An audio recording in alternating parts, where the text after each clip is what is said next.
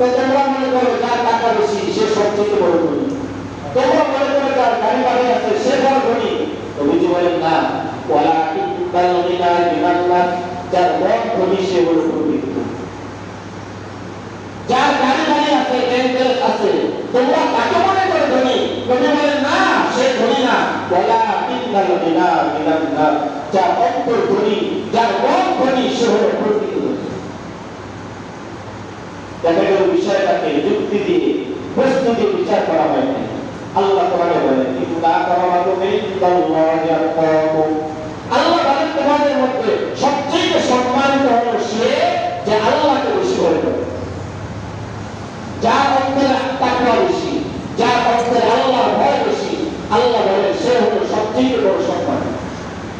কিন্তু আমাদের অবস্থা একজন মানুষ দেখবেন ভালো নামাজ রোজা করে, 5 ওয়াক্ত নামাজ পড়ে, কিন্তু আইনটা ভালো করতে জানে না।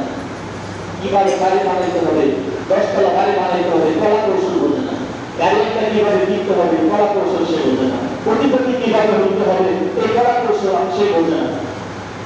তারপর সমাজের মানুষ মজি করে ওটা পাগল, সব কিছু করে দুনিয়া, কিন্তু টাকা পয়সা কিভাবে ইনকাম করতে হবে বোঝে না। আমরা বলি লোকটা ভালো, তার বুদ্ধি শুদ্ধি নেই।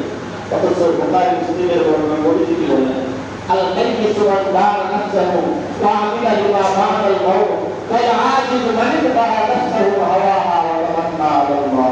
নবীজি বলেন সবচেয়ে বুদ্ধিমান হলো ওই ব্যক্তি, সবচেয়ে জ্ঞানী ওই ব্যক্তি যে ব্যক্তি নিজেকে চিনে যে আমি কে, কোথায় ছিলাম, কোথায় আসছি, কোথায় আমাকে চলে যেতে হবে। নবীজি কি বলেন?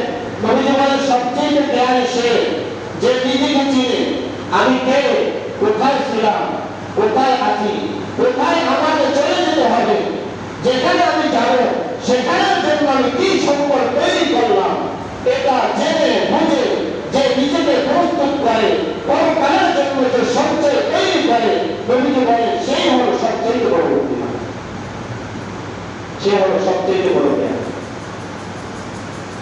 দেখা গেল জ্ঞানের বিষয়টা প্রস্তুতি বিচার করা হয় না।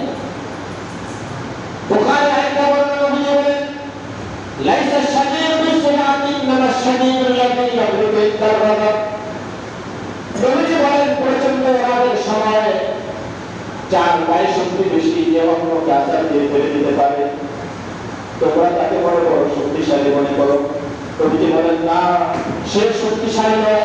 আল্লাহ নবী বলেন ওই ব্যক্তি হলো সবচেয়ে বড় শক্তিশালী যে পর্যন্ত রাগের মুহূর্তে নিজেকে কন্ট্রোল করতে পারে।